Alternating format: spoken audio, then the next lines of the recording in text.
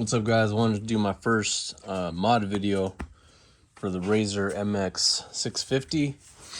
Recently I posted a video of my son and I doing a little trail ride, and at the time it was mostly stock. I think the only thing I had on there was this D&M suspension, rear suspension that I got on Amazon.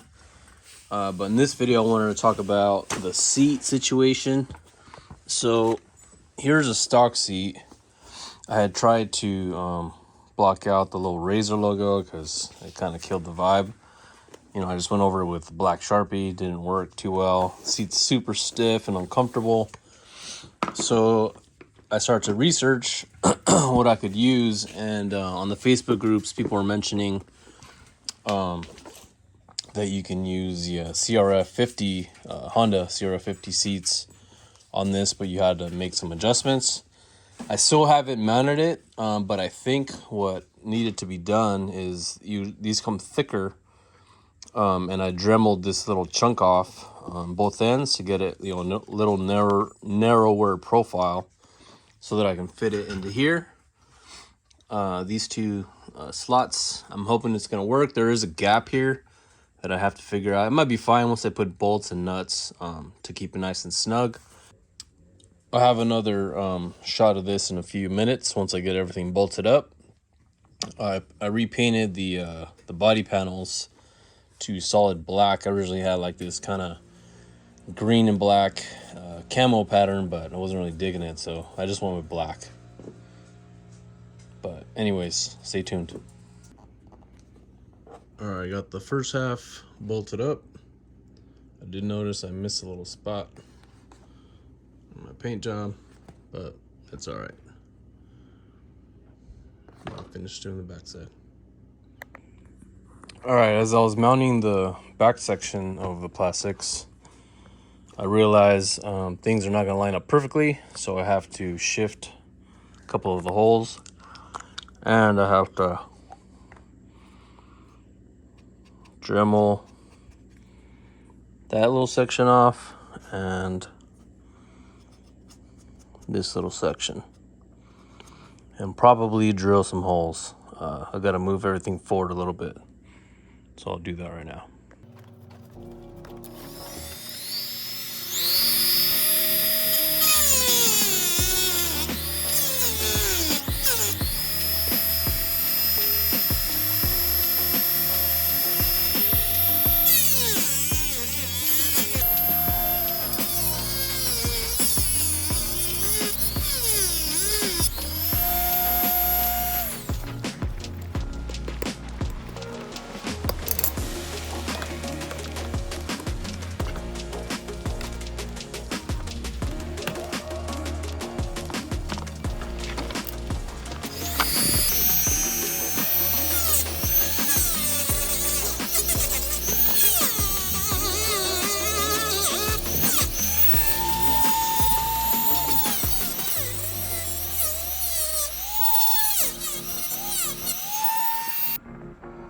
All right, so I got the majority of it off. It was a little hard to get in there with this disc.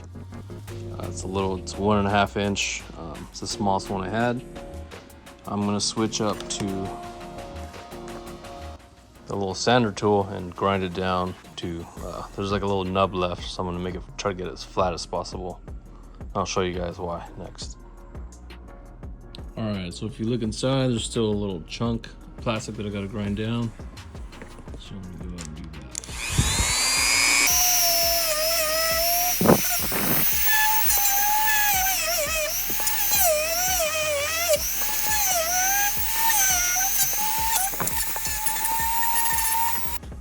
So the reason I had to flatten this, I'll show you now, is I wanted to, the most important hole to me was this back hole, so that the back end lines up nicely, because if I lined up the other holes with the existing holes, there's this big gap in the back, and you know, it would look dumb from the outside.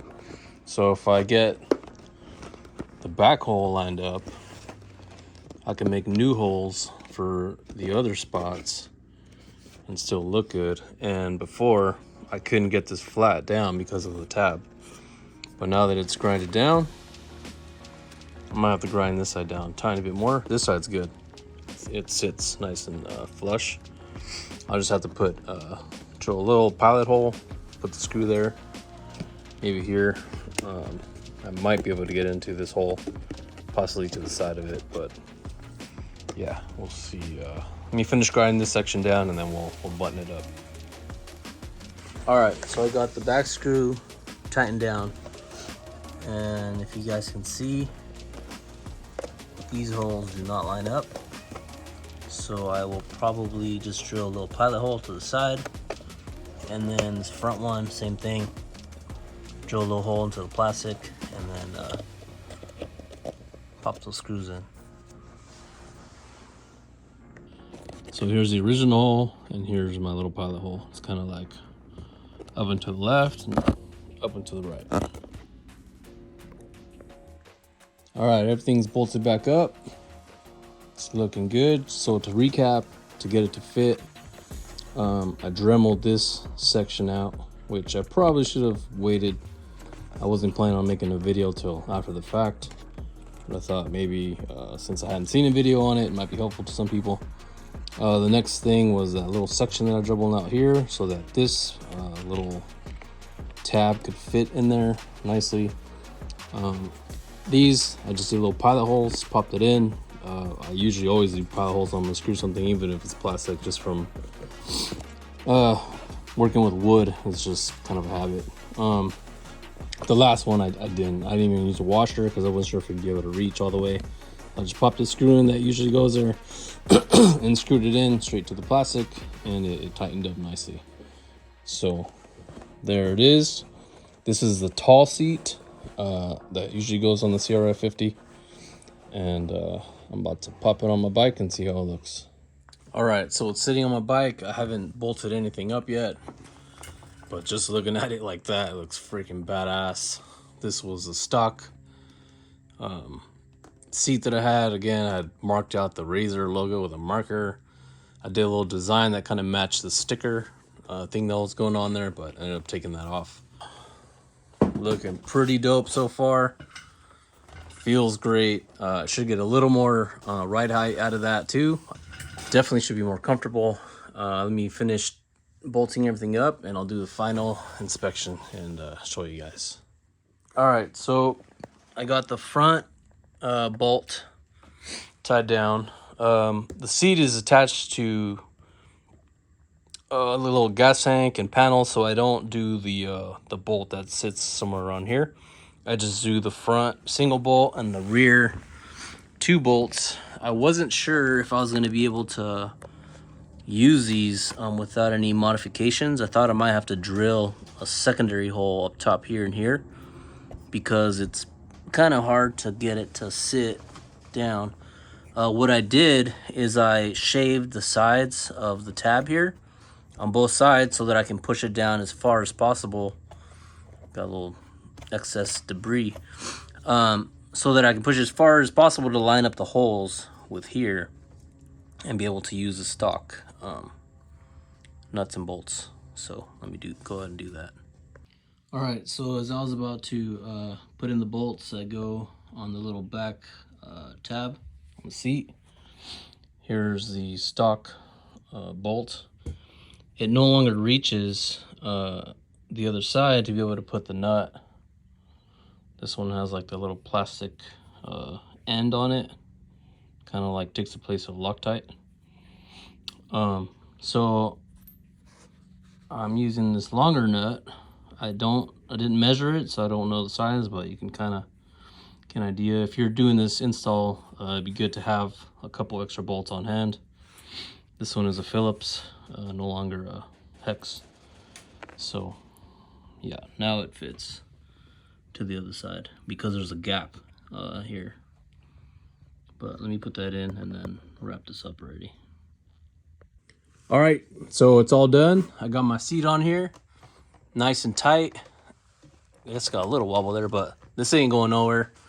The back nuts and bolts went in nicely. I didn't have to do any modifications there. I just had to like smash it down, stick the bolts in, and then kind of finger tighten them real quick, and then get some tools in there to tighten it up. So far, one of my favorite mods on this thing. I think it dramatically changes the look of the bike. I'm sure it's going to be way more comfortable too. I haven't ran it yet. I do have the ENC 5000 kit on here. Again, I wasn't going to focus on that in this video. This was strictly going to be for the seat upgrade. And another video after I have a chance to run it a couple times, then I'll probably do a little update to talk about that. I do have some brakes on the way from Electro & Company as well. I wanted to do mostly ENC upgrades on here. I do have Kurt Minto suspension upgrade. I don't have it on there yet. I need to install those, but I'm gonna try those out, see how I like them, and hopefully that'll be it. Otherwise I'll have to look into some kind of like fork upgrade, which I know ENC does offer that as well, just a little pricey for me. After dropping all the money on the, the 5K kit, I wasn't trying to spend another couple hundos for the fork just yet. Anyways, stay tuned for future mod updates on this bike, and thanks for tuning in.